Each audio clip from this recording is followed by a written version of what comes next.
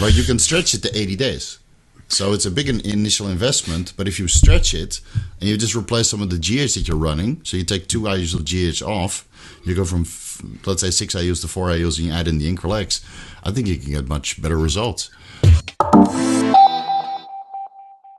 What's up, guys? Welcome back to Blood, Sweat, and Gear with coaches Skip Hill, Andrew Berry, and myself, Scott McNally. All of our programming is brought to you by TrueNutrition.com. Use our code THINK for additional savings. High quality, third-party tested supplements from a company that you can trust. We are brought to you by, let's give a shout out to Scott Stevenson because he needs one. BYOBVcoach.com. Get your book, Be Your Own Bodybuilding Coach. I never mentioned him on this show, so I wanted to give Scott a mention because he's always commenting and sharing stuff, watching the show with us from the live stream on the Facebook group. And of course, you can reach out to any of us for coaching, bodyberry.com, teamskip.com, mcnallydiets@gmail.com. We're also brought to you by supplementsource.ca for Canadians. And thank you to everybody from Patreon. I think I've got some Patreon questions today. We had a topic that a few people have asked us about. And there's some nuances to this topic, which was how to get into how to grow muscle. How can we grow the most amount of muscle possible while not getting fat? So we want to cover that today. Real quick, though, I wanted to ask you, do you guys have, I can't remember, do you guys have experience with Increlex? Either of you. Have you used Increlex or know anybody who has? No. Back in like 2017, me and Matt Porter were going to buy a bunch, but then we both kind of decided not to. Yeah, because we had to buy like $10,000 of it at once, and neither of us. Yeah, we didn't want to put in $5,000 each, and because then we'd probably use it all. Like, you know. So, and then we'd probably have like a third kidney growing and end up, dying young. So no, I have never used it. I don't have any athletes that have ever used it to my knowledge. It's one of those compounds that's really hard to get your hands on from my experience. And it's rather expensive, more expensive than growth hormone. So yeah, no. Huh. How about you, Skip? Have you ever had any clients that have used Increlex? Nope.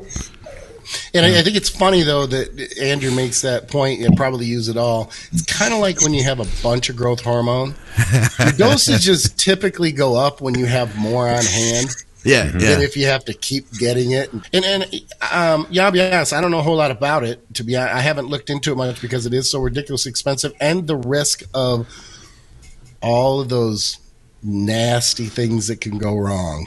You know what it is? It's one of those things where I go, and there's been a couple times over the course of, that I've been training over the last 40 years and training people. This is one of those things where I'm like, let everybody else experiment with it, and we'll see what happens, and I'll look into it after that. I heard of a couple people in the UK, I'm not going to mention specific names, you guys would know who they are, that had gotten Increlex, and they didn't get a lot. They said that they were able to get a little bit, and they split it between themselves. And I didn't really hear too much feedback. There's only one person I know, and that is Vigorous Steve has been experimenting with it big time. He had it on his channel. It's probably a big good move to try that stuff on YouTube. You know what I mean? Hey, here's a good experiment. I'm gonna try Increlex. Everybody wants to know because I'm in the same boat, man. I never tried it. I don't have a single client that's ever tried it. Yeah, it's definitely one of those cost prohibitive supplements out there. I'm sure he probably wouldn't tell us the pricing he had gotten it for, nor would we want to do that on YouTube. But I wonder if I could get Steve here. Hold on just a second. Let me try to. Well, and while you're doing that, Andrew, you can give a better breakdown of it than I can, because look, the listeners, there's got to be a lot of listeners right now who are like, what the hell is that? I'm sure that some people know, but others may not. Do you have just a kind of a Cliff Notes version of, what is? How would you explain what it is? So, we're all familiar with growth hormone and how growth hormone exhibits its growth-like effects in terms of stimulating IGF-1 release from the liver. And in this case, Increlex is literally IGF-1. It's you're taking away that step of having the liver produce it. You're putting it right in your system. So it's a drug that was prescribed to underweight and underdeveloped children, particularly. I believe the generic name or the chemical name is Mecasermin. I'm probably pronouncing it wrong, but yeah. And then some of the dangers, side effects. Hypoglycemia is one of the more benign ones because that's fairly easy to fix. Right, you eat something. I know that some people develop rashes from using it, but then on the far end of the spectrum, cancer is the main precautionary thing to look for when using it. And we should have had Scott Stevenson on because I'm sure he could explain it better. But the way I understand it is that when you produce your own IGF-1, there's like an antibody produced with it, or maybe I'm saying that backwards. When you take the IGF-1, I believe your body doesn't recognize it as I think I remember Eric Serrano was talking about this. Hold on a second. Let me see something though really quick. Whoa. How did you get him to your house? That's pretty impressive. Just mail order. It's faster you just than most ran of the out and sources. picked him up. I mean, Yeah. Sorry, I set you guys up. That is wild. For right a minute back. there, I thought it was AI because with all I've been hearing all this AI stuff lately, I'm like, I'm the real deal. We're actually together. I set you guys up. We did go to the gym earlier, and we did get stuck in traffic. That's why I was late. Like we should have been back on time, but I didn't want to tell you guys. I was like, how can we set this up to I didn't want to tell you guys. I wanted to get live on the show and then surprise you that Steve was here. Yeah, we had to get a played it pump off first really well at the powerhouse. because you did look like super stressed out and you were eating really quick. Oh, that was all real. That was all real. You're like, I'm flustered. I'm trying to get the show ready. I'm late, and now you played it off really well. How you doing, Steve? Good. I had a horrible trip from Beijing to Detroit, but so far so good. I arrived this morning at 7 a.m. He came to pick me up and had a quick 1 hour power nap, and then we went to Powerhouse Gym, which was great. And that's why we're late. Yeah. And now we're here ready to talk about Increlex. What'd you train? Sorry? What'd you train today? Back. A little bit of back.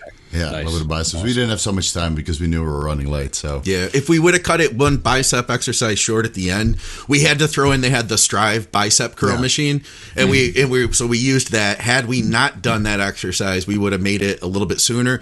Although had traffic not been bad, we would have been here on time. But then we also wouldn't have had the arm pump that we were able to bring with us. You know what I'm saying? Since I'm no longer on the Increlex for an entire week, I had to get a pump first. Otherwise, I don't show up knowing what I'm talking about. So to paraphrase Scott, it's essentially Steve's fault that we're It's late. totally Steve's fault. Yeah, it's my fault. Yeah, I take the blame.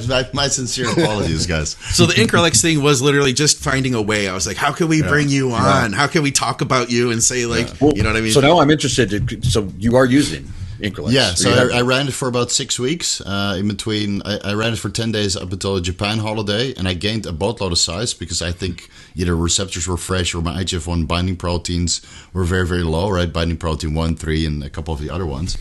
And then I came back from Japan. I ran it again for about a month. So total time on Increlex was about 6 weeks. I got less of a response, but I still filled out quite a bit, and I recomped on 2,500 calories. And keep in mind, guys, I've been off steroids for like 10 months to get my wife pregnant. So this was the only small experiment that I was able to run. But I was still able to kind of recomp into like 98 kilos, so that's 220 pounds, with good strength and good size. But the fullness and the size goes away quite rapidly as well. So I checked my Increlex or my IGF-1 levels in serum. I went from about 175 to 340, give or take. So that's not super high. And but my that's IGF-1 binding proteins went from, I think, 3,500 to 5,500, which is just at the top of the reference range. And it comes back down within 2 or 3 days after stopping it as well. So it was a fun experiment. I have 7 more kits in the fridge, and my wallet is crying right now. How long does a kit last? So when you look at the cost wise, basically if you run 500 micrograms per day, it costs about the same as 2 IUs of growth hormone. Oh, okay. So it's actually quite affordable. The problem is that Increlex is 40 milligrams for a 4 milliliter vial, pre-mixed. And of course, everybody in my comment section went nuts. It's already pre-mixed. How can you still use this? Well, my blood work shows that it's still active. But I do know people who bought it online, and it shows up cloudy, so it's completely denatured. And that's very that's because it costs for a single vial. Yeah. But you can stretch it to 80 days. So it's a big initial investment, but if you stretch it and you just replace some of the GH that you're running, so you take 2 IUs of GH off, you go from, let's say, 6 IUs to 4 IUs, and you add in the Increlex, I think you can get much better results. Let me play the other side real quick. Mm-hmm. I'm curious because you said that when you came back to it the second time, you didn't think you responded as well. Yeah.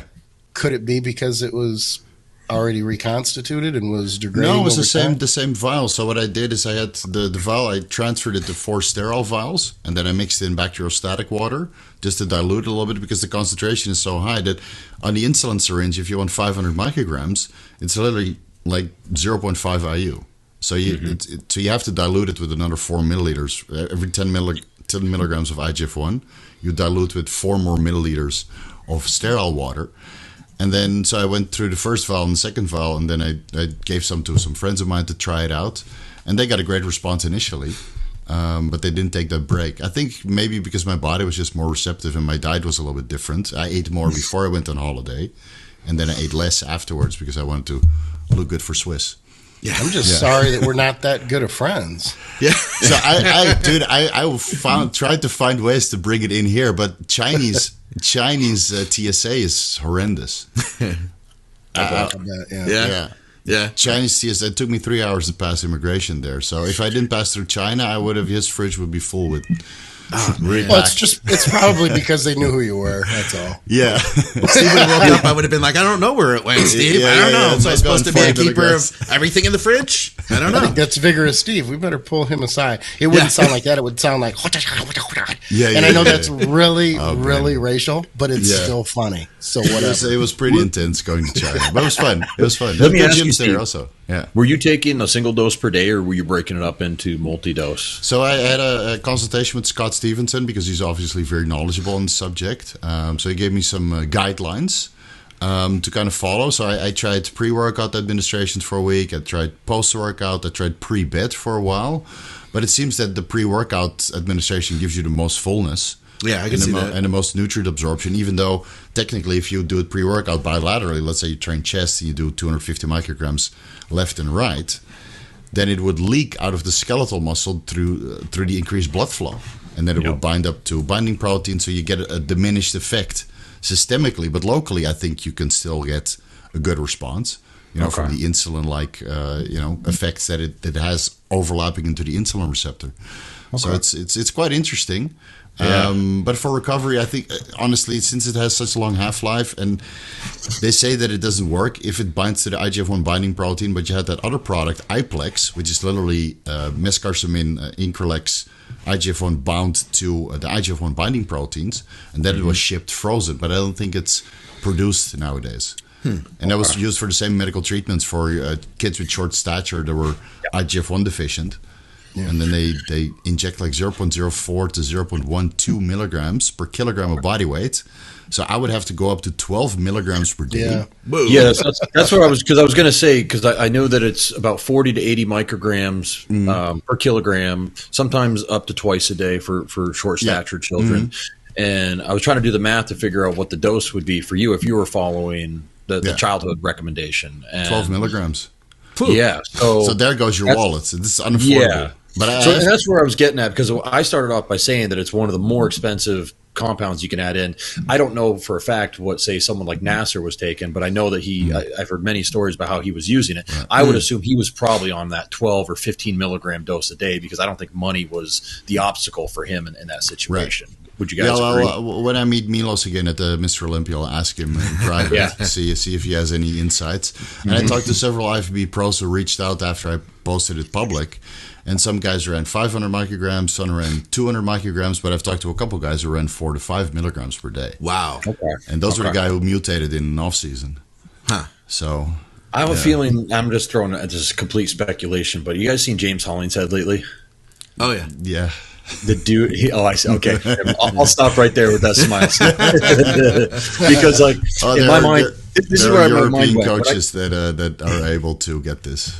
Well, when I saw his physique I wouldn't say a transformation because he hasn't like posted like a before and after or anything, but I'm like looking at him and I'm like, that dude found some Increlex. There's no doubt in my mind. He looks so good. He's just he was already so a great up. pro. He was already a big dude, a great pro, already super strong. But now he's like 320 pounds in the same condition, carrying more muscle mass. His structure looks even better now. So I'm like, that's not this guy learning how to train. He's always known how to train. It's not a new diet. It's not changing his steroids. He found a new compound like Increlex. It'd be like someone starting growth hormone the first time. And I know he's already been running growth hormone because I'm friends with some of his coaches. So it's like, now he found Increlex. I think Milos, we're speculating, James. Yeah, we're speculating. We love you. You have great physique. Guys, don't take this is not fact. It's not fact. But I think also with Milos, it's, Milos can be a little bit extreme, on the insulin protocol. So if he's running like 50 to 80 IUs of Lantus, again, speculating, and then some Humalog and Apidra and what else not, with workouts and certain meals, then you can get that full dose real quick. But I know there are European coaches out there who have direct contact to Increlex sources, and that's why their athletes are always lean and muscular, even in the off season, because all the nutrient partitioning is just there, and they run milligrams, allegedly. So last question I have on this topic myself, but you guys, I don't know if you guys have more. How does it compare to IGF LR3?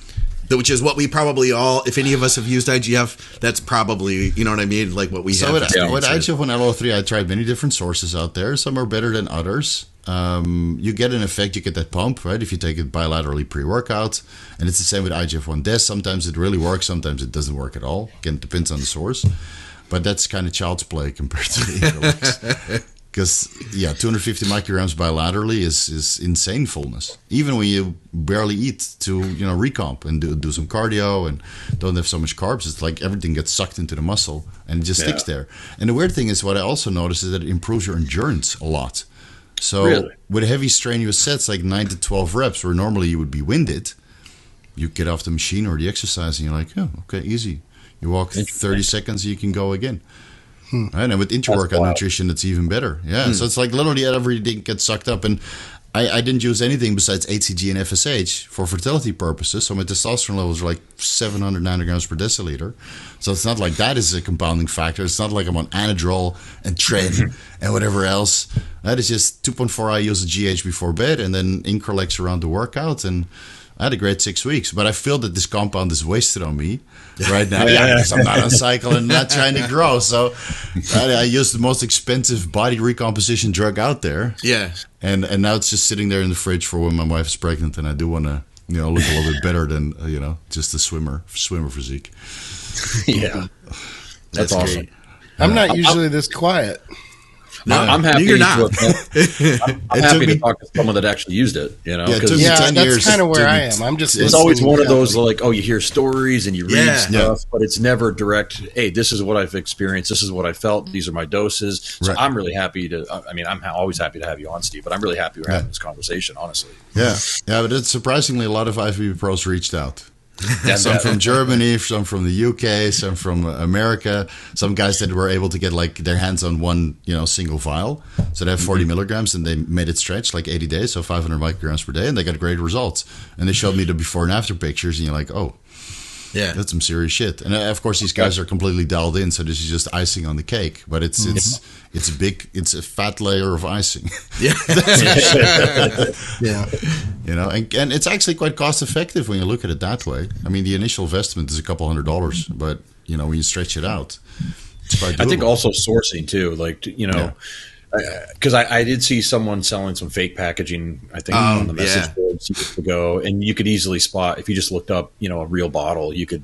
It was one of those things that was designed to fool like someone that was like just getting into the sport and Increlex, like that's a drug, a buzzword that I've heard that I should try to get my hands on, and but interesting. So I got very lucky, and it was all let's say hand carried into Thailand through proper supply chain, and it's all sold now, unfortunately. But I got 7 boxes in the fridge. So if anybody wants to come to Thailand and take 10 milligrams off me, there you go. You got to go to Thailand for your steroid holiday or your Increlex holiday. Then you should kind of set up Thailand as like the new Dubai oxygen gym. All the athletes, like, you know what I mean? Because it's cost effective to live there. It seems like you got great access to PEDs, and it sounds like you got good gyms. You should set up like Camp Steve and just. You know, There you go. I thought about doing a seminar. Yeah, doing like a 1 week camp. Be on a seminar, and, they'll be like, "Hey, I got you a condo for 15 weeks. Mm-hmm. Like, want to come out here to do your prep and then do one of the European shows? Like, this is your spot. We have access to everything you're going to need. You know, here's my fee, etc." Well, what I do notice is that most bodybuilders come to do that, and then they fall off the wagon because there's too many distractions. Yeah, exactly. Too many fun stuff to do. You know, too many restaurants to eat, too many girls to meet, and yeah. That's why Kuwait works so well with oxygen. They just lock you down. No You know, there's distractions. nothing to see. You're just Yeah. at the gym and at the hotel or whatever they have you set up at. You're done. Yeah, Kuwait is not much. Maybe one shopping mall, or at least from what I remember going there. They have a lot of gyms. I heard they got people that run and get anything you need anyway. Like, Yeah. you know, Yeah. like, oh, I need new boxers. And they're like, oh, no problem. What kind do you want? And they go out and get them for you. Or, oh, Yeah. I need a toothbrush. And they come back with 8 different types of toothbrushes for you. So as long as you can Yeah, stay but in your isn't that condo. kind of like just being in prison, but with a really nice commissary? Yeah. Yes. Yeah. Well, when I talked mean, to I think it probably would psychologically start to wear on you. I understand that there are some people that do want to lock in and do that, but if you really try to break that day down, you're going to be pretty damn excited to get to the gym because that's the only That's the the only plan. other thing you're doing. That's their Yeah. plan. That's how Yeah. they get those results, you know? So when I talked with Regan Grimes when he was there in 2017 or 18, when I went to Oxygen Gym as well, or maybe it was a little bit later, maybe 19, I can't really remember. So basically his day was the same every single day. You wake up, you go to the gym for cardio and abs, you have 1 or 2 meals, you train, you have a couple more meals, you play video games in the meantime, then you do another training session with some posing and maybe some cardio, and then another 2 meals. And then, you know, stuff we won't talk about on camera. In the meantime, some deep tissue massage therapy. But the housing complex was literally next to the gym. Yeah. So all you do is walk there. You walk through the parking lot covered with insulin syringes. Also interesting. So, yeah, you got to wear those, those heavy boots, those work boots. Otherwise, you won't survive. Yeah. Well, So it's no different than most American cities now. So Yeah. you know, Right. Yeah. Sounds like Portland. Yeah. just the contents that are in the syringes are one's anabolic, one's very catabolic. So Yeah. Yeah. And all the here in Oregon, right? Yeah. Scary. you know. All right. Well, we do have some questions. We've got some stuff from Patreon, and maybe we won't make it as big of a topic as I initially made it out to be. I just needed a cover of some type. But here's the situation: is that I've seen a lot of guys that watch the shows that are absolutely inspired by Ron and Dusty. These are dudes with incredible genetics. They have pounded food to the point where, like, here's what I see, basically. Guys with average to poor genetics who say, hey, I just want to be 300 pounds. I just want to push it up as high as I can. And it ends up, for a lot of people, being a really big mess. Insulin sensitivity goes down. They end up gaining a lot more fat than they intended to.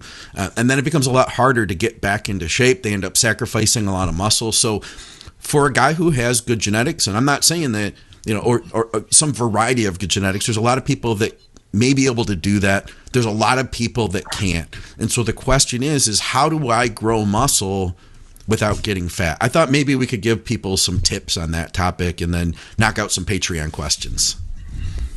I got a big first response. What's that? Start out lean.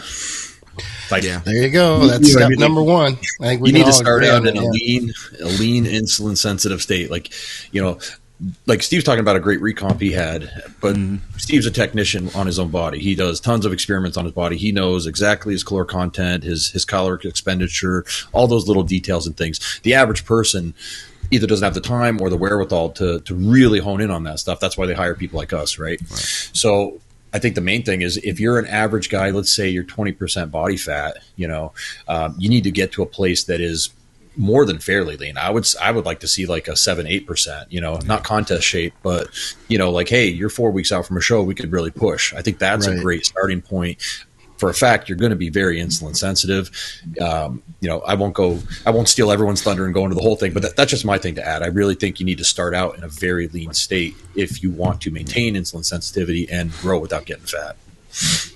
Well, the bitch is that's about 90% of the game right there for the person. I mean that's the truth. I know you didn't want to steal it, but that's the reality of it for 90% of people who don't have great genetics. If you have a genetic predisposition to put on muscle, then you're probably going to get away with a lot more than the rest of us mere mortals.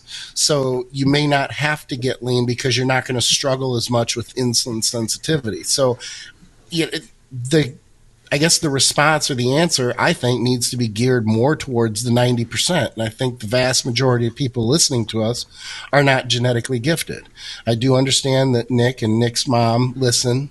Nick Walker and Nick's mom, if she ever wanted to get into competing, I'm pretty sure her genetic potential may be pretty good. Yeah. She may not have the insulin sensitivity issues, but the vast majority of people are going to struggle with that.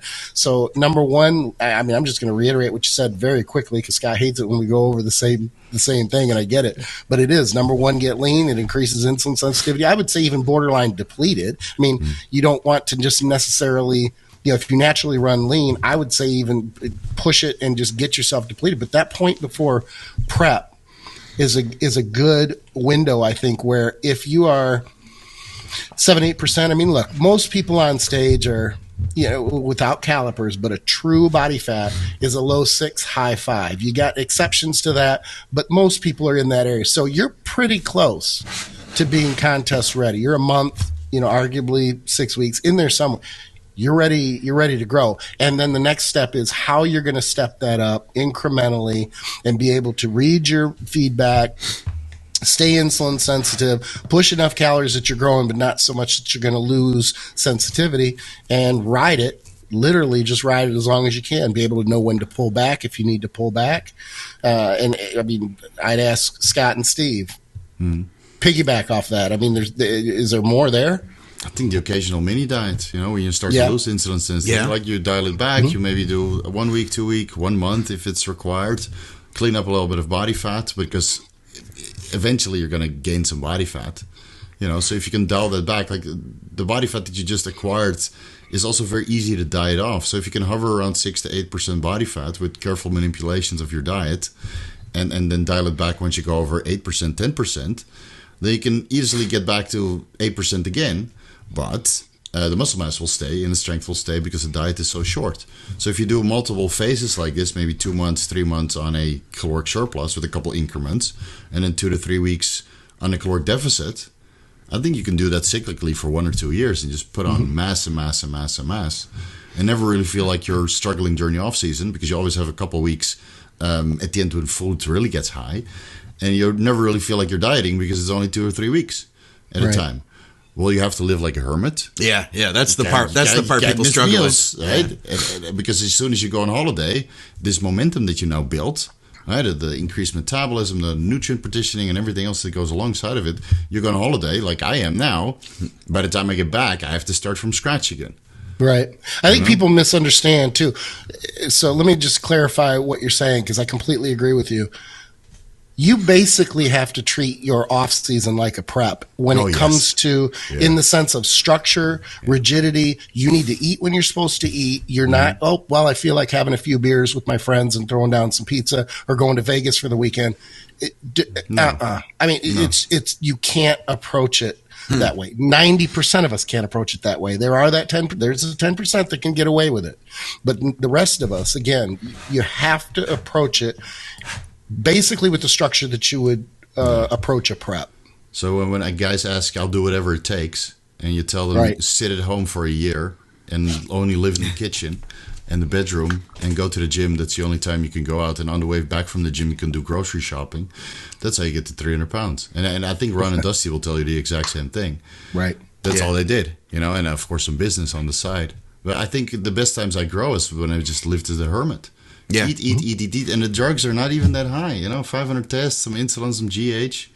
Nothing exciting, but you're just slamming food the whole day to the point you get sick of it and you lose insulin sensitivity and then you dial back. And then you go through the whole same process again. You might end up at like 6,000 calories per day, which is a boatload of food if you want to eat it clean. But it's the exact same food that you would get lean on, just in a higher quantity. And maybe you get a little bit excited, you add some avocado, toast. Yeah. And if that's the high point of your day, it can be pretty exciting. Yeah, exactly. Maybe a gourmet hamburger at the How many of that 90%, and it's a rhetorical question, I guess, but how many of that 90% that battles with not having the genetic predisposition to gain muscle and stay insulin sensitive has much of a social life? Not much.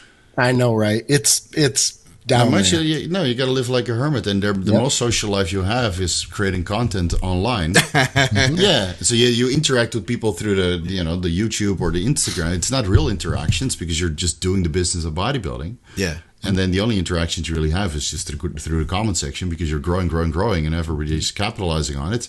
Sam Sulik shouldn't be, right? Yeah. But he's eating and not missing meals, not missing injections probably either, but at least he's fucking consistent, So that's why he's making progress more than everybody else. And he's young, he's trying to figure it out. But I think... And I don't mean it as a negative. No, I'm just letting people know that if you're going to do it and you're going to do it right, it's not going to be fun. It's going to be your primary focus. Yeah. And the more you dig in and the more you focus on it and leave all the other crap on the side to not be a distraction, you're going to make a lot more progress that way. Right. Yeah. Yeah, but how many people are actually willing to do that? Exactly.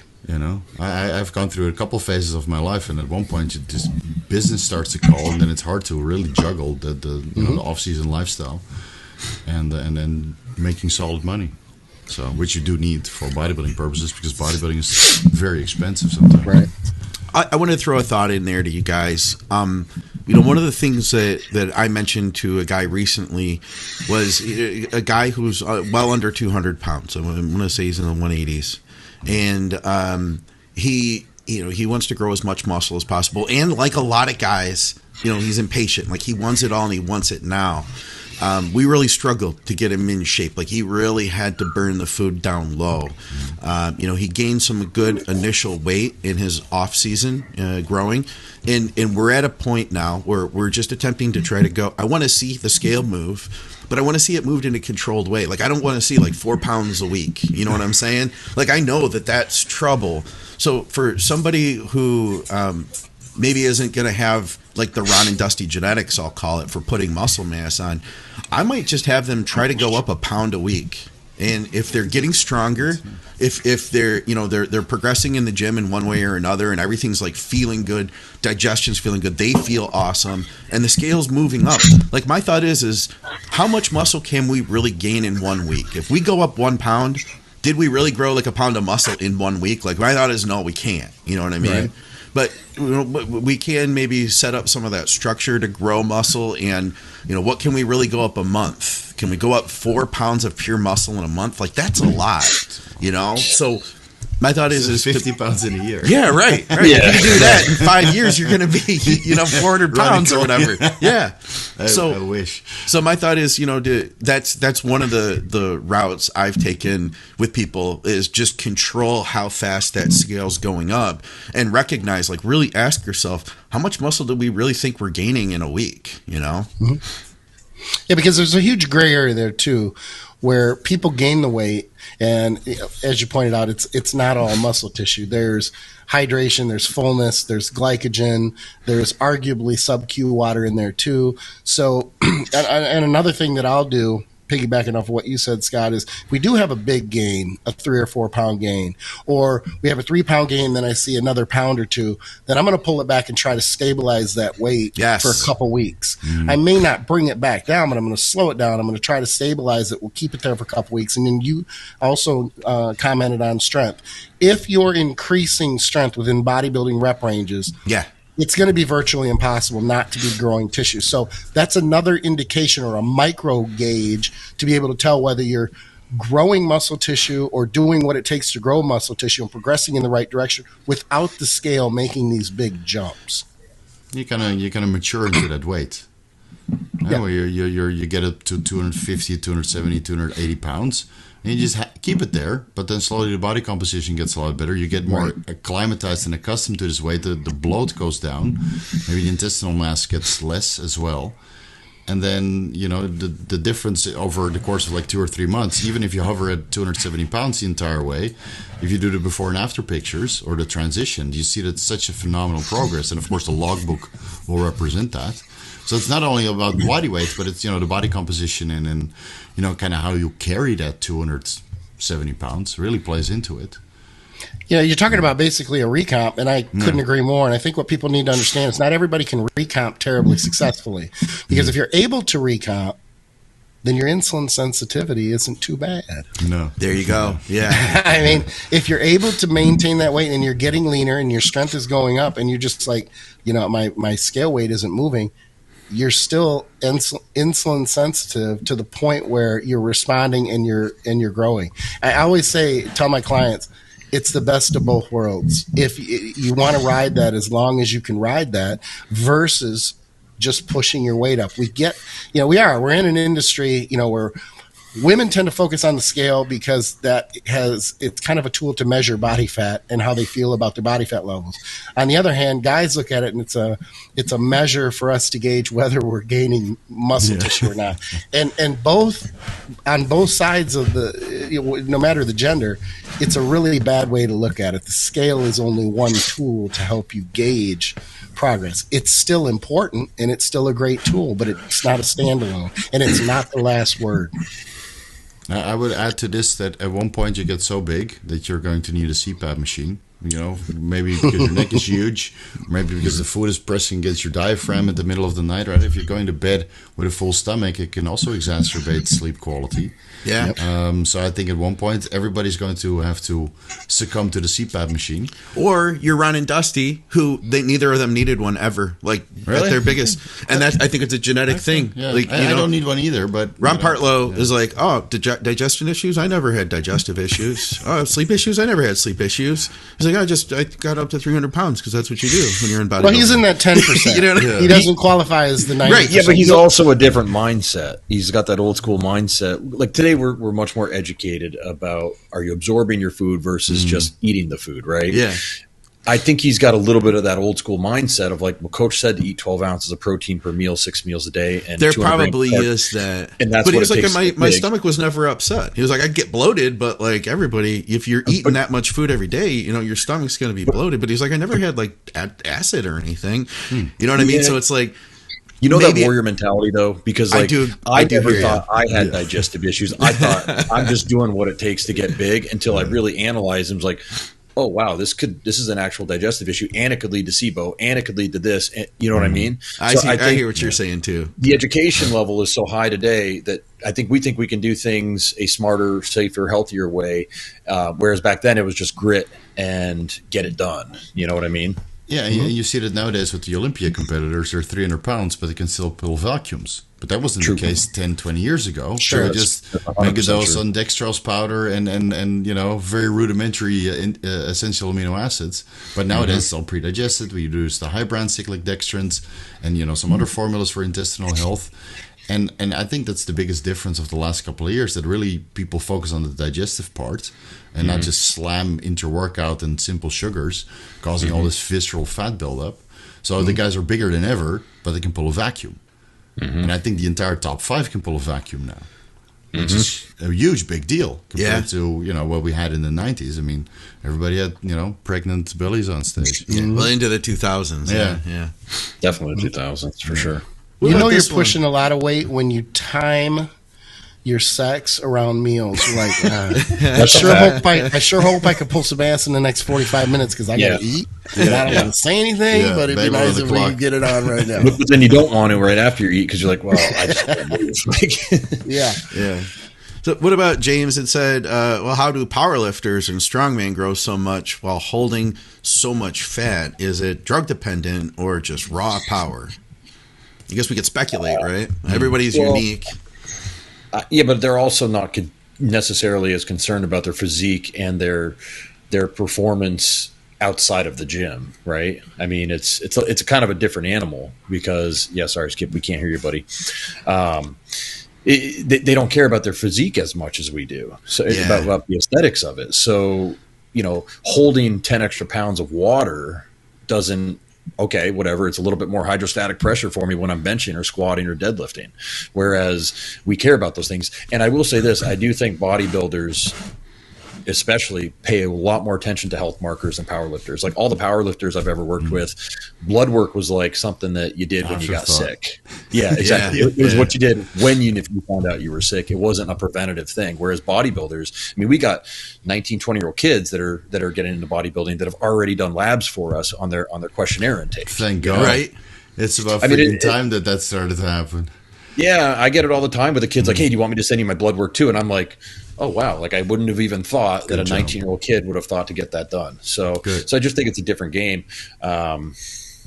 But then I also say this about powerlifters: their drug use is a lot more sporadic in a sense, and they have no qualms about doing 10 weeks on multiple orals. Where I think in bodybuilding, separated from maybe a prep situation, that just wouldn't be the case. So there's a lot of factors there on why powerlifters look and act and perform the way they do versus why bodybuilders perform and look the way we do. I mean, bodybuilding is the only sport where you get done the practice, your training session, and you don't get to go and have a beer and hot dog after the game or a burger and fries with your buddies. You're back to your chicken and rice. It's a 24/7, 365 game. Whereas these other sports, I know plenty of powerlifters that just eat the first thing they can see. They don't necessarily have a planned diet.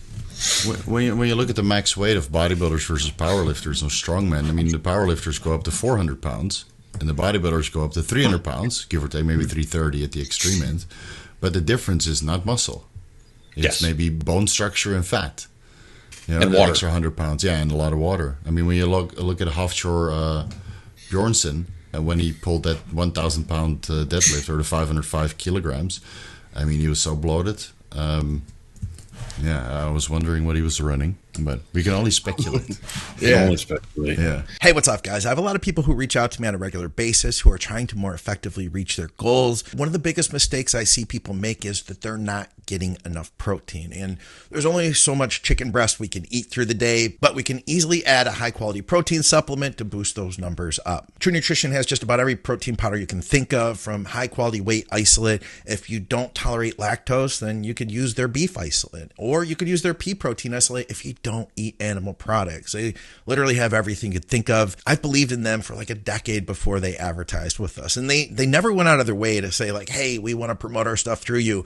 I literally asked them because it's a company that I believe in, and at the end of the day, I want to see you guys reach your goals as effectively as possible. So if you use our code THINK at True Nutrition, you'll get some savings, you'll help to support our programming, and you'll get some high quality products to more effectively reach your goals faster. I'm going to jump into some questions here, guys, we had from Patreon. And by the way, guys, we won't get a chance, I think, today to tackle all of the questions you have on YouTube, but definitely comment below on YouTube, and we will definitely get to them in the future. We're kind of just trying to get a show out this week. While I know, Andrew, you've got a bunch of people competing this weekend. Skip and I and Steve are all heading down to Swiss, but we wanted to make sure we still got something out for you. So over on Patreon, the question is for BSG. I went on vacation and I ate whatever I wanted. I planned on taking a diet break and allowing myself to gain a bit, but I gained 20 pounds in a week and I look like total crap now. I know how to diet, but is there anything specific I can do to get back to baseline ASAP? I was eating lowish carbs before the vacation, so I know it's a lot of water, but man, it looks like I gained 20 pounds of fat. Used to barely have abs, and now it looks like I'm months away.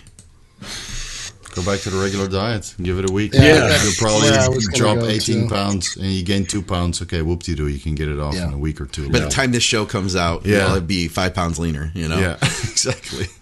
Yeah, I mean, if he started at 150 pounds and he went to 170, or he was 250 and he went to 270, it's a big difference. But I think most people are surprised. I think we've all heard it from clients.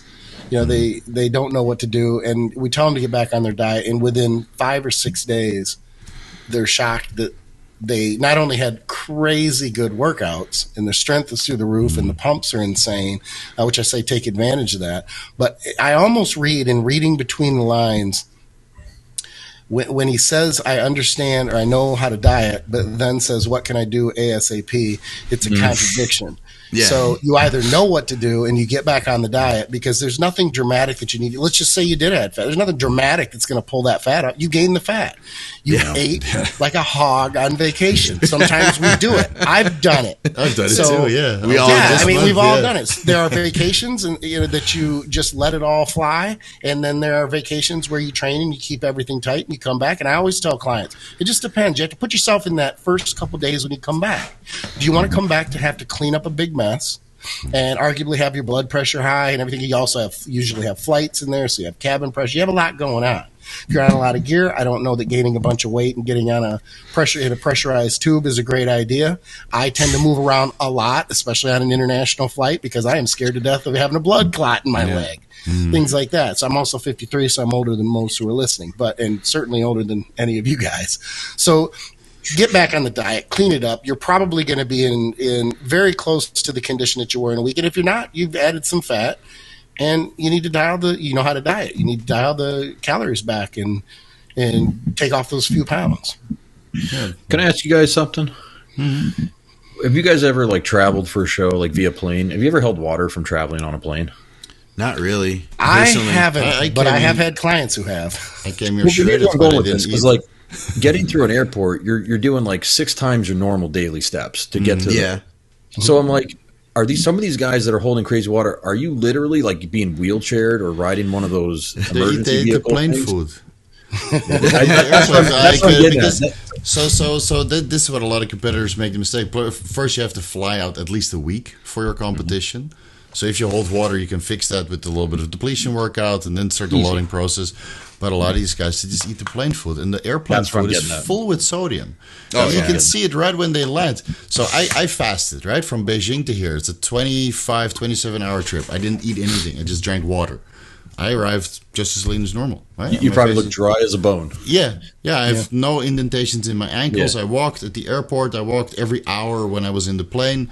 Got some water. Went to the bathroom. Walked around a little bit. Interacted with the stewardesses. Do something. I believe they're called flight attendants. Yeah, now. Flight attendants. Yeah. So I just know someone's going to PC police us and be like, you really need to refer to them by their proper terminology today. Yeah, air hostesses. Well, we went to air hostess with the mostest. Yeah, when we went to the gym, the guy who works there, Stu, he's cool dude, and Steve got talking to him, and I was like, he's visiting from Thailand, and he's like, oh my gosh, he's like, well, what are you doing? I introduced him. I said, Steve is a famous YouTuber. That's exactly the way I introduced him. I said, Steve is a famous YouTuber, and he was like, oh, and he was like, it was fun to get to say that. So embarrassing. They asked me at immigration when I arrived in LA, what's your profession? I'm like, I guess I'm a YouTuber. And the guy did you just figure it out at that time? Yeah, I guess I am. Yeah, because I don't really coach anymore. And then yes, you're one of those. I'm like, yeah, it's terrible. I don't know what happened. Do you have to explain them? I'm actually a legit certified one. I have a lot of followers. People watch my, because everybody's a creator now, and they got 200 views on on their whole collection combined, and they're posting all this stuff. No one watches it. And they still call themselves a creator or a YouTuber and all that stuff. But I think when someone says that and they roll their eyes, you got to be like, no, legit. This is me. Look at my video. 200,000 likes on it. That kind of. Yeah, Steve's about to get the silver play button for getting 100,000. So you'll have to carry that with you. Yeah, we're going to make a clock like Flavor Flav. Yeah, I mean, we're all old enough to remember Flavor Flav. I like the reference. Yeah, that's a skip reference right there. Put a little clock in it and then go, yeah, boy.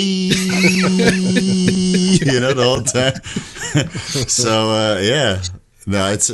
I guess that's my profession now. It's a bit embarrassing, though. I'll tell you that. Is beef isolate? Is that making a comeback? Because we had a listener here, Chris, who said, and I think he got a little bit of his wording kind of messed up here because he said beef whey, but he says, maybe he means that. Have you guys seen beef whey isolates making a rise in popularity again? I think he just means beef isolate making a rise in popularity. He said, I bought one because of the flavor was so ridiculously good. And he says, does anyone know what these powders are made of? I know the old beef isolates were made of gelatin, but wouldn't that mean that the amino acid profile was nowhere near as good as a true whey isolate? Hydrolyzed plasma. Well, yeah, but the thing is, that's what it is. It's hydrolyzed plasma. But with the old stuff, they would just add in the amino acids that were missing to make it a complete protein. That's a very rudimentary way of saying it, but there's all types of ion exchange and different things you can do to isolate and then add things in to make peptide chains and whatnot. But I think that beef isolate is slightly making I'm not going to say a comeback because I don't think it was that huge of a thing. I think it was a thing, but I don't think it was a huge thing. I think it's come about because a lot of people are so much more in touch with their digestion that they're finding that, like, from overuse and abuse of whey products, they might be developing sensitivities the same way someone can develop a sensitivity to egg whites or too much chicken or whatever the protein source might be. So I can see that. Yeah, if you got a girl, who's relying on 75 grams of her protein intake from whey isolate every day, and not rotating that source in and out with something else, like, over 5, 6, 7 years of that, like, that can start to become an issue at times. Yeah. So absolutely. Yeah, plus it causes acne in a lot of people. So I usually don't even recommend whey protein anymore, either essential amino acids or hydrolyzed collagen type 1 and 3. Is there a plug for that? True Nutrition. There you go. Yes, True Nutrition. Yeah, or Gorilla Mind, if you're, Let's see what else we have. But I actually got approached by a company in New Zealand about a decade ago about having so much blood plasma remaining after they're producing beef. Yeah. And I wanted to figure out if they could actually turn it into protein powder, similar to how whey protein is a byproduct of cheese manufacturing. They wanted to see if they could turn that into a beef protein product. And actually we're able to do that. And I think now they supply a lot of the beef protein, which is just hydrolyzed plasma. Right? And they extract the sodium because it's very high in sodium content. They do some sort of extraction process. And then they sell it as, it's just waste product. Just like whey protein is. So we watched this show. It was like a geographic thing. This tribe that they live off their cattle completely. The Site. Is that what they are? Yeah, in Africa. In Africa, they pierce the jugular and they do the blood. Yeah. They eat fat. They eat tons of cattle and lamb meat. They eat like next to zero carbohydrate. Like their diet is straight fat and cholesterol and a little bit of protein. But a lot of blood. A lot of blood. They have the best incidences of total body cholesterol, like low cholesterol. No kidding. Well, they walk like sometimes 20 miles a day. Oh, yeah. Dude, it was crazy, man. Could you guys, because I ate that black pudding, they call it, which is cooked blood. Yeah. Did you try that, Skip, when you were just over in England? Black pudding? I did. I actually what'd you think? Good. Did you? I did. I thought it was pretty unique. It wasn't like I would sit down to a plate of it. Yeah. I couldn't wrap my head around it, man. I took one bite and I couldn't do another one. It just grossed me out thinking about it. It's funny because when it comes to food like that, I have to psychologically compartmentalize what it actually is and just go strictly by the taste. Yeah. And I think I can do that, but I'm probably better than most. I thought it tasted pretty good. It's kind of like sausage, the flavor. Yeah. Usually they mix organs dry in there. Like sausage. When I was in Mongolia, they mixed all the organ meat into the blood and then just cooked that in the stove, and you got this pretty tasty sausage out of it, made with the intestine. And I ate one of those. Yeah. It's good protein.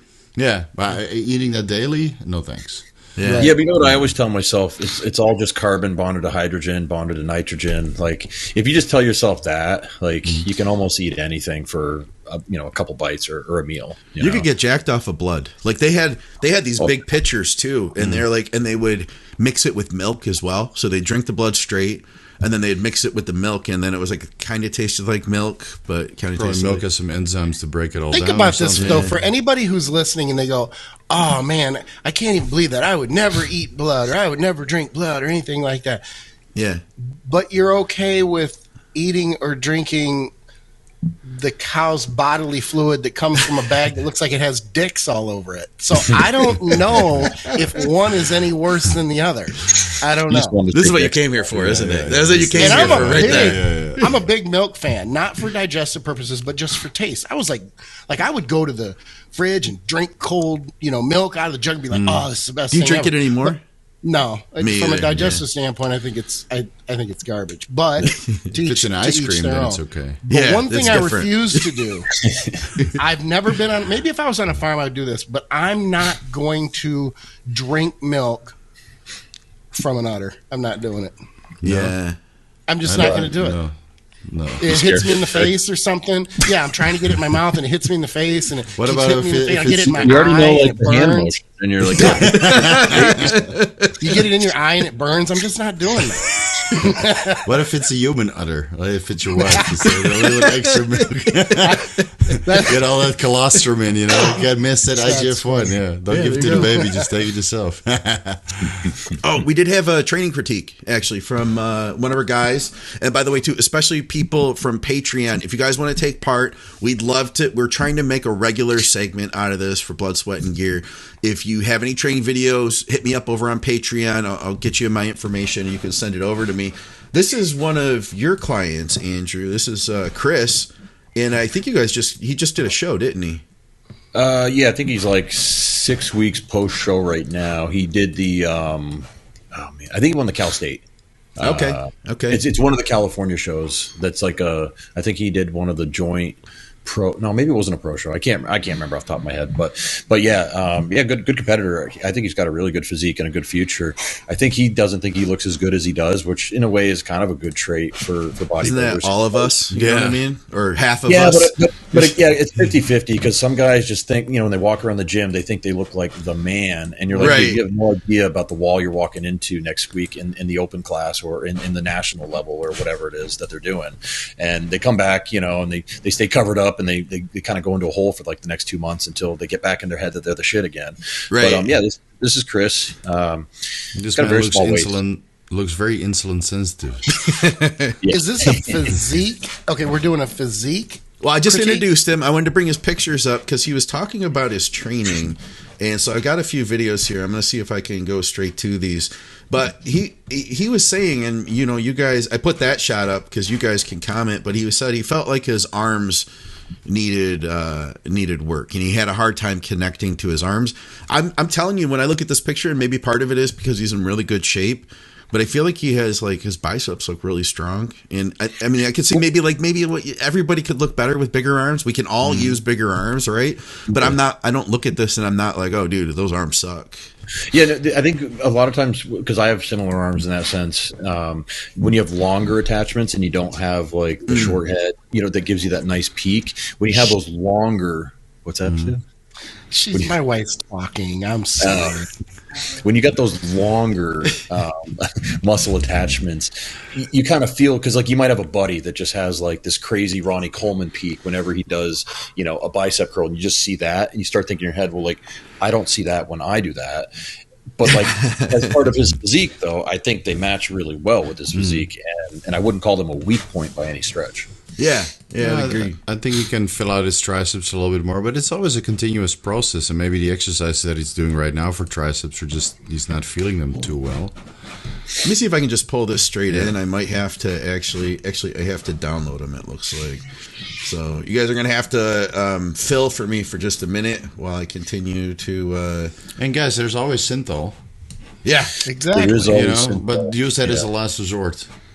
Yeah, Increlex first. Yeah, there's Increlex first. Yeah, 1 milligram per side. Let me get you guys' take on synthol, because a lot of my guys ask me about it, and I'm kind of really only a fan of using those types of products in a contest prep. I don't like the idea of using it year round, and the idea and my reasoning is I don't want to put that much sterile oil in the body, because there's a risk of that ending up in your lungs, ending up in other areas, causing some issues, embolisms and whatnot. Sure. So my take is that I really only want to use it when you're going to really visually see it, and such as like a contest prep. What do you guys think about that, or do you have a different take? I never recommended it ever. So yeah. I'm not against it. I don't get a lot of questions about it, but I'm not against it. I'll tell you this though, there are many times where I have instead recommended just use, let's just say someone has, weak side delts or trying to, I'm just using this as an example. Just use like DHB and Prop and put it in different, in different spots through your side delts and your rear delts. And they're going to be so sore and inflamed anyway that it's kind of doing the same thing. And you're not going to have to go through all that added volume of oil. You're not going to have to be, put in these ridiculous amounts of oil. The other thing is you have to, if you're going to use it, you have to be good at using it. Because if you give it away, and that's the other thing too, is people need to understand you're going to lose separation in the muscle that you're putting it in. So you have to be okay with giving up the separation to get the size. So if you just have this really weak muscle, your side, your delts are just horrible compared to everything else, or your biceps are horrible compared to everything else, then I can see using it. There's still the question of it's not true muscle, so it's very cosmetic, and that just gets into the moral and ethical dilemma there. But I still am one of those that's to each your own. We all use the tools, or we have the tools at our disposal, and it's up to that person whether they want to use them or not. What I don't want to do is I don't want to see any of my clients use the old school bump and pose type stuff. It's just bad stuff, and that's a huge gamble. What about the hyaluronic acid? I hear some people use that pre-contest. I've experienced the last week. I've experienced with that myself, and in my case, I used it for 2 preps, starting at like maybe 8 weeks out, I think, and then running it until about 10 days out. And now the thing with the hyaluronic acid is that I think it's much safer, but the claims of like it holds 2,000% times more, 500 times its weight. You do the math on that, your arm would be like the size of this room if you did the math. Like, it just doesn't make sense. So now we know what Greg Valentino used, right? But beyond that, so like I thought it was fine. I didn't notice any loss of separation. But keep in mind, I was like meticulous about where I put it. I mean, like I would the exact same spots, and then I would literally just move it just like a tiny little bit to not create scar tissue. I do think you need to make sure you don't do it for a week to 10 days before you get on stage, just because there is inflammation that's associated with that.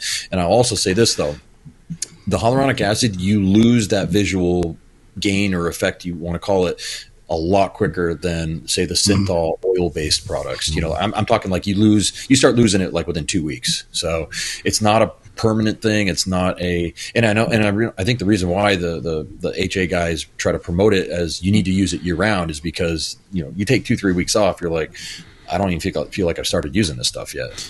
Did you use more than what? Because I remember when there was some out a while back, it said you only needed to use like 1 milliliter a week.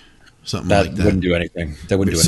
So it was like you have to. This is what I did, because the other thing is you need to get used to that sensation and that feeling. And I use it in my biceps and a little bit in my tris. It's a very weird feeling. It's not a pump. It's they try to market it as like your arms feel pumped all the time.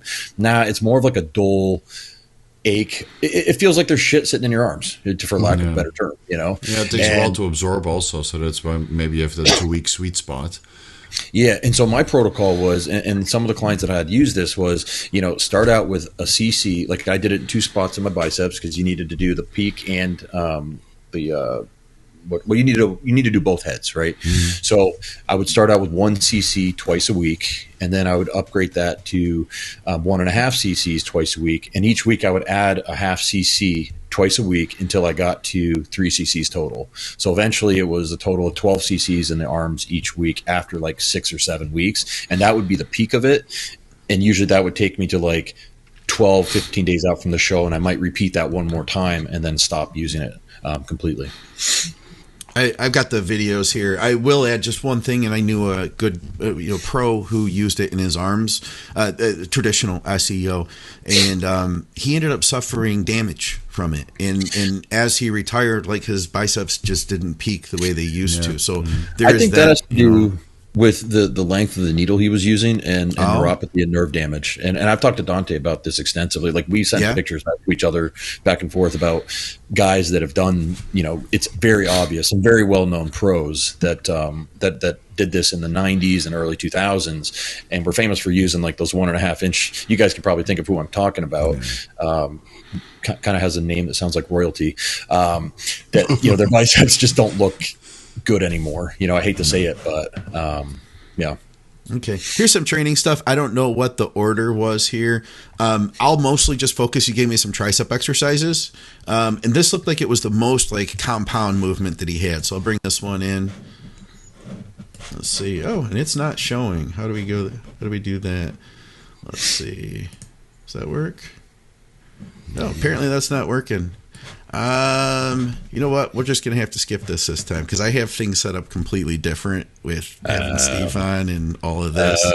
Sorry to break your groove. We'll just wait. We'll We'll wait. do it next time. Yeah, we'll do it next time. We'll wait on that. I'll be out of your hairs tomorrow. And I think Maybe a quick wrap up though is Yeah. talking about how to layer your tricep workout in particular. Because your exercise Yes. selection, where you put them in your training session, that plays a big deal. I think most people would agree that you need to do some type of tricep press down, some type of something that's safe for the elbows before you move into, say, the compound or the overhead type stuff. Would you guys agree or disagree? 100%. Yeah, I mean, like Skip, what's your your go-to tricep regimen usually? I'm going to open, just like what I'm doing right now. I'm going to open with press downs. I may vary the, the grip, whether it be rope or, easy, something. Sometimes, and recently I've been getting into doing the reverse easy press down. And, I know there's a certain person out there, and I don't want to give him any attention, who says that no matter the elbow position or the hand position that it hits the tricep the same. And I'm just never in my lifetime going to believe that. I find that to be silly. Now, if you guys disagree, that's cool. I'm just telling you, I'm being honest. I think that's silly. I've trained almost 40 years, and I can tell the subtle differences in the things that just where the stress is in the tricep. Do all the tricep heads fire? Of course they do. So I'll open with something like you said for that reason. I am not going to put my elbows in a vulnerable position. Then I'm going to go to, I usually do I call it a long head movement. So I'm a double dumbbell guy with a neutral grip, and I'll lean back against, most people do them on an incline. I want to lean back against a preacher curl because I want to be able to hang over the back of it. Okay. And so I'll do extensions that way, very carefully. It's not a big poundage or a big weight movement, but we'll see how they feel. Do you have a dumbbell in each hand when you're doing that, or is it okay? Just checking. Yeah, I won't do or two. I have them both. Yep, exactly. Yeah. Okay, and then I'm going to go to some type of. I hate to call them skull crushers because that's what football players call them, but line tricep extensions. Whether it be sometimes it'll be a decline, sometimes it'll be a flat, sometimes it'll be an incline. Open angle, of course, so the bar isn't hitting me in the nose; it's going to hit me on the top of the head. And then I'm going to finish with something compound like a hammer dip, so that it's more of a, I call it, for lack of a better word, it's just more of a finisher. I'm not going huge reps or anything. I want a full, good squeeze contraction, and focus on my triceps as much as possible. But that's a typical tricep workout for me as far as sequence, exercises, that sort of thing. Yeah, I have not much to add, honestly. Yeah, that would be a very typical workout me and Nate would do too. Yeah. And let me ask one more question. Do you guys even count reps these days? Like this? That's a good. I like that question. Yeah. If I'm not getting like at least 8 reps, then I'll probably add a little bit more weight. Honestly. Yeah. But I mean, when you're doing like your all out work sets, do you even count? Can you count the reps? Do you count the reps? Like you're emptying the tank on a hack squat, or any exercise really. Like especially triceps. I don't think I've ever counted the reps on a tricep. Like I go until it burns, and I try to get like 2 more with like some slightly forced reps, and then you know what I'm saying? Like it's like, I know. And me and Nate were talking about this the other day, like because we were doing a YouTube video with his guy, and we were kind of explaining like.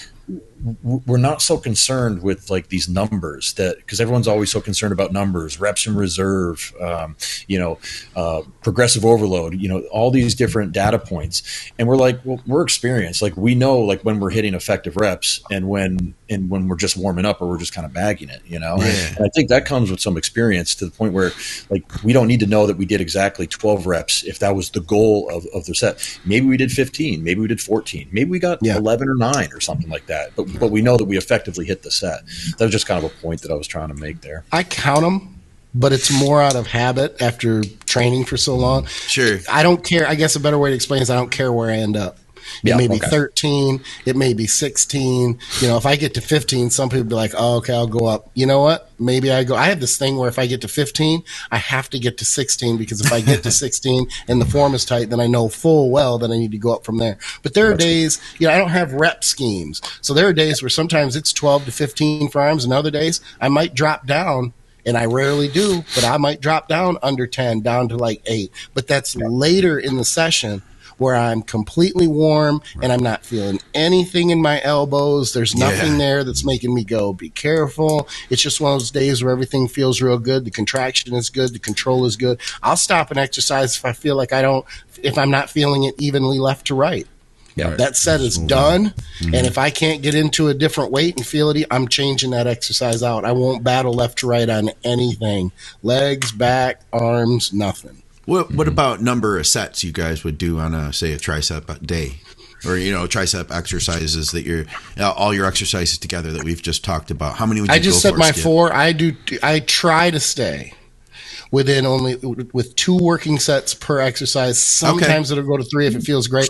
But the reason I have to put parameters around it, because I have that old school mentality. I want to do, like, if I fight with myself, because it's that I can do more work, but do I need more work? So I try to keep it as low as possible, because if I don't, I'll find myself at 18 sets for back, 15 sets for back. And there's no way I'm going to progress on that, because I'm taking my working sets to failure. That's just silly.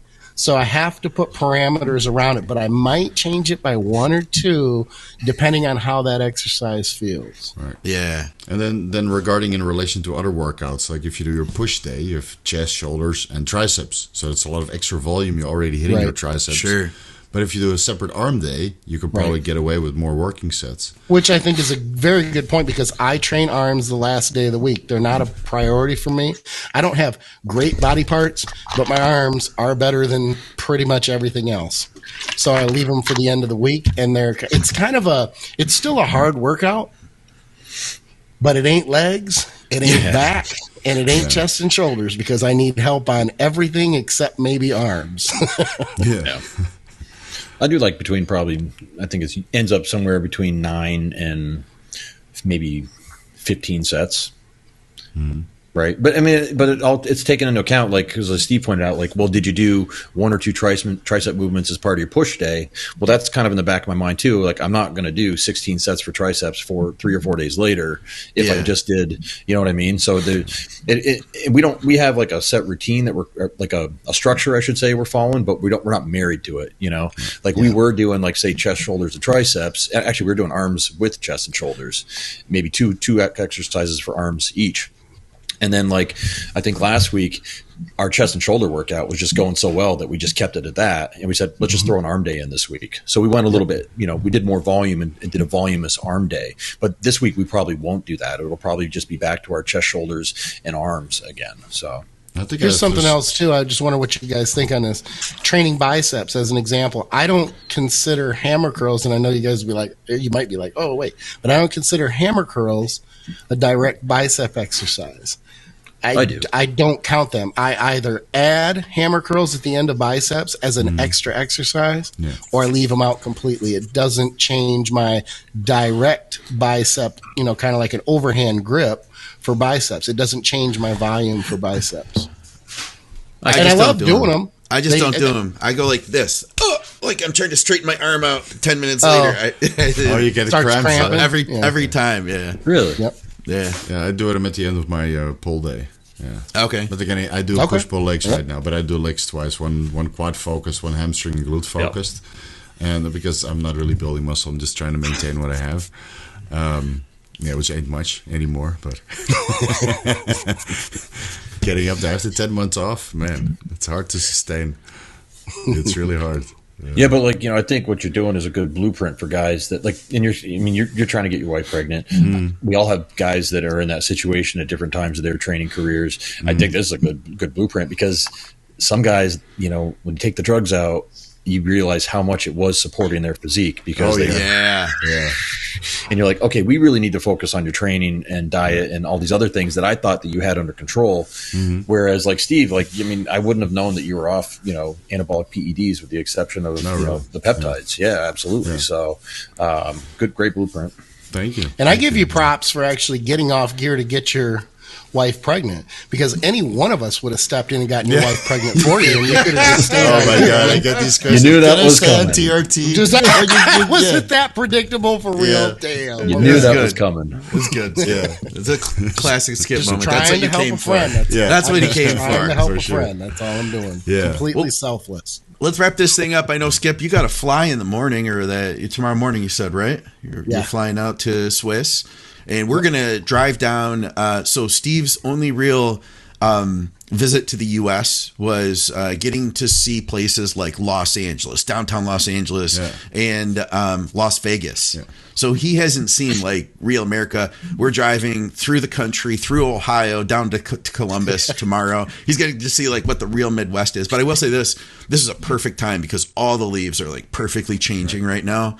And it's still warm-ish, nice, you know, like 60 degrees outside. Wait. Most important question. Yeah. When are you guys going to the range? Because I'm sure Steve doesn't have access to fire. Do you guys have access to firearms? We just went to the home range, which is actually off camera. So we did sample right off the plane. He was like, "Here, hold this." Check this out. I gave him the tour. Part of the tour was to show him the arsenal as part of the tour of the house. Yeah, absolutely. Yeah. And you're like, "Here, you can hold this gun while you're in the States. This is yours while you're here." I'm strapping right now. Yeah. So we should go to the range, but I'm not sure if we have time. Well, today's pretty late already. Yeah, it's getting late. And then we have to leave decently early tomorrow. So we'll see if we can make it happen tomorrow. Yeah. Steve's running on fumes, I'm sure, too, because with all the traffic. Just go out in the front yard. Detroit's basically a range. You have a pond or something? I can just offer a shotgun. No one's going to call the cops for gunshots in Detroit. Yeah, just go into the hood and just start shooting. Yeah, it's probably somebody's birthday party or something.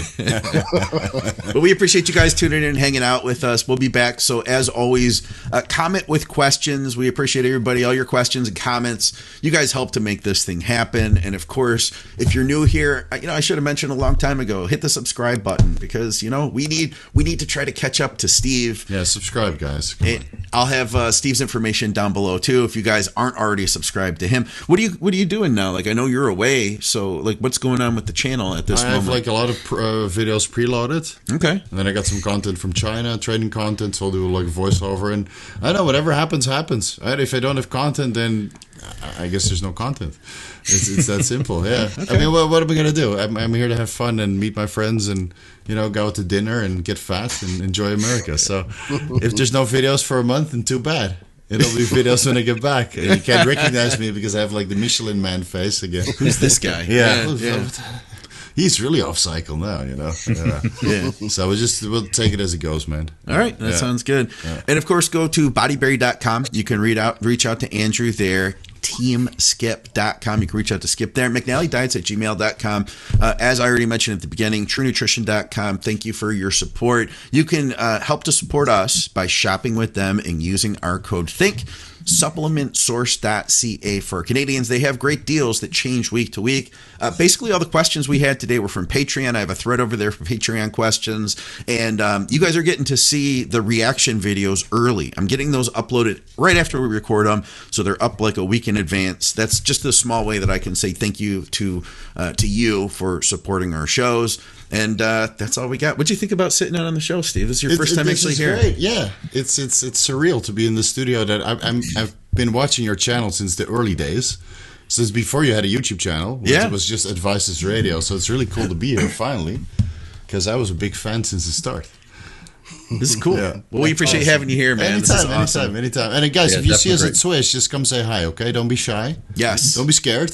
We're big, but not that big. You can always come talk to us. Skip's the tan one. You'll be able to spot us. Just look for Skip. You come talk to me. I'm not very big. All right, guys, for another episode of Blood, Sweat, and Gear, we'll see you soon. Take care. And thanks to everybody in the live stream. You guys are awesome. We do need to get to that